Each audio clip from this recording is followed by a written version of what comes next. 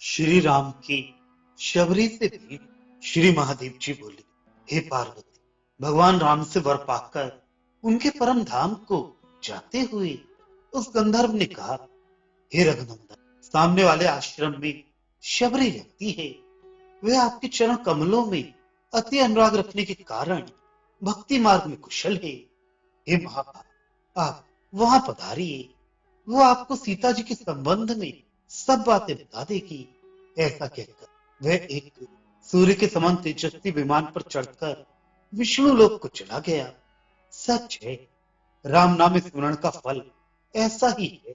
तदनंतर सिंह व्याघ्र से दूषित उस घोर वन को छोड़कर श्री रघुनाथ जी धीरे धीरे शबरी के आश्रम पर पहुंचे। लक्ष्मण के सहित श्री रामचंद्र जी को समीपे आते देख शबरी अत्यंत हर्ष से तुरंत उठ खड़ी हुई।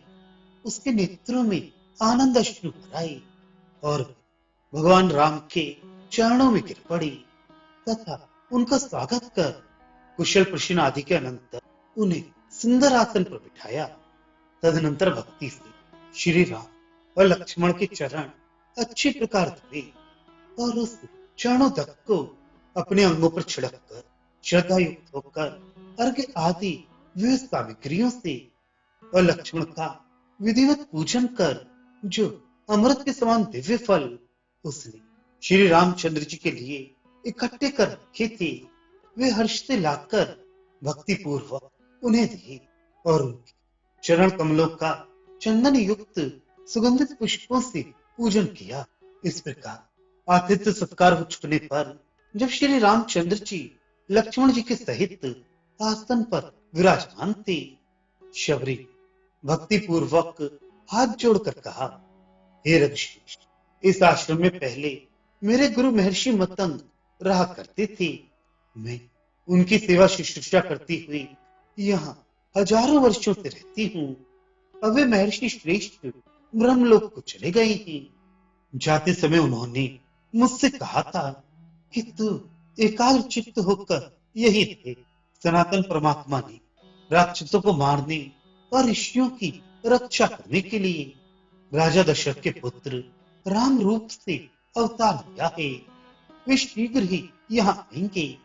तू एकाग्र चित्त उनका ध्यान करती हुई यहाँ रहे। आजकल भगवान राम जी चित्रकूट पर्वत के आश्रम में विराजमान हैं। जब तक वे आए तब तक तू अपने शरीर का पालन कर।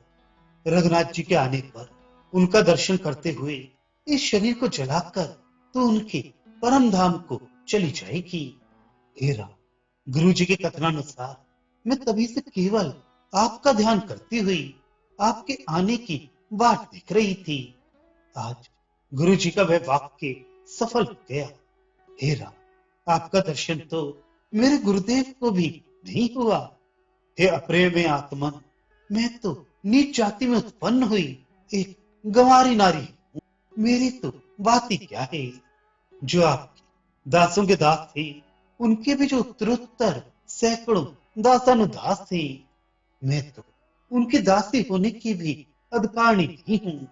फिर साक्षी आपकी दासी कहलाने का तो मेरा मुंह ही कहाँ है। हे राम, आप तो मन या वाणी के विषय नहीं है। फिर ना जाने आज मुझे आपका दर्शन कैसे हो गया। हे देवेश्वर, मैं आपकी स्तुति करना नहीं जानती। अब मैं क्या करूं। फिर वो आप स्वयं ही अपनी दयालुता से मुझ पर प्रसन्न हुए। श्री रामचंद्र जी बोले, पुरुषत्व, स्त्रीत्व का भेद अथवा जाति, नाम और आश्रम ये कोई भी मेरे भजन के कारण नहीं है। उसका कारण एकमात्र मेरी भक्ति ही है। जो मेरी भक्ति से विमुख है वे यज्ञ, दान, तप अथवा वेद अध्ययन आदि किसी भी कर्म से मुझे कभी नहीं देख सकते।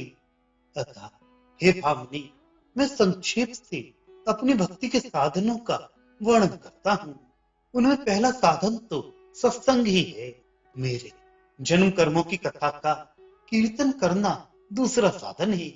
मेरे गुणों की चर्चा करना ये तीसरा उपाय है।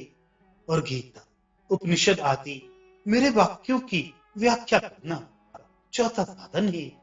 हे भक्त, अपने गुरुदेव की निष्कपट होकर भगवत बुद्धि से सेवा करना पांचवा, पवित्र सभा यम नियम आदि का पालन और मेरी पूजा में सदा प्रेम होना छठा, तथा मेरे मंत्र की सांगोपांग उपासना करना सातवां साधन कहा जाता है।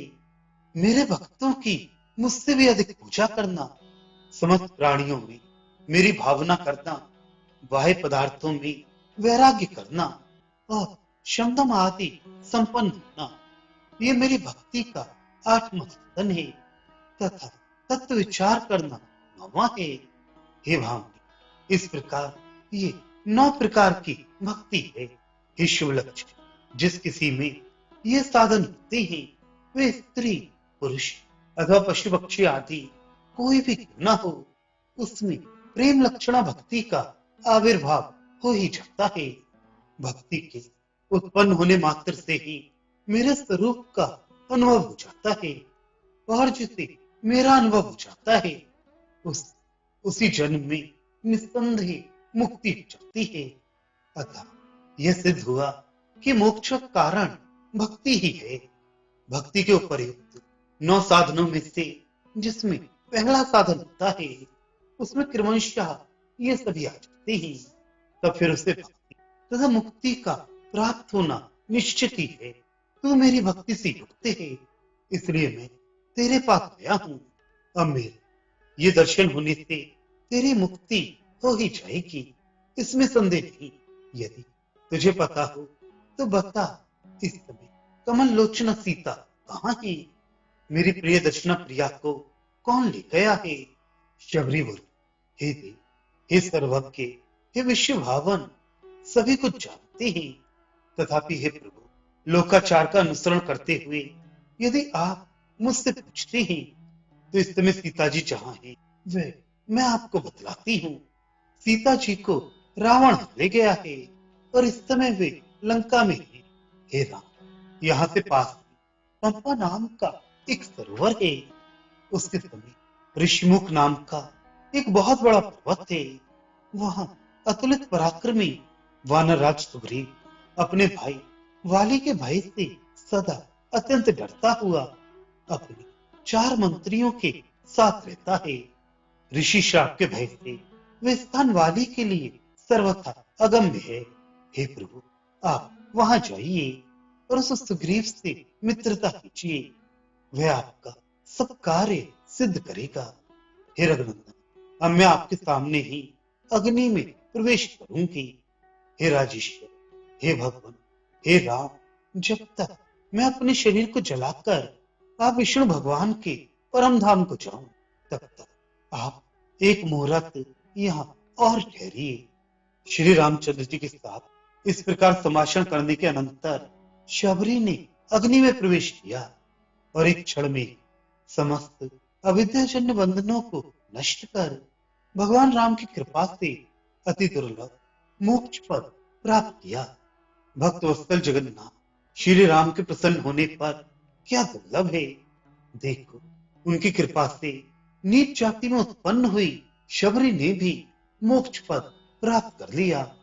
श्री राम का ध्यान करने वाले पुण्य जन्मा ब्राह्मण आदि यदि मुक्त हो जाएं, तो इसमें क्या आश्चर्य है। निसंदेह भगवान राम की भक्ति ही मुक्ति है। अरे लोगों, भगवान श्री रामचंद्र जी की भक्ति ही मोक्ष देने वाली है। अतः कामधेनु रूप उनके चरण युगलों की अति उत्सुकता से सेवा करो। हे बुद्धिमान लोगों, इन विविध विज्ञान वार्ताओं और मंत्र विस्तार को अत्यंत दूर अलग रखकर तुरंत ही श्री शंकर के हृदय धाम में शोभा पाने वाले श्याम श्री भगवान राम का अत्यंत भजन करो।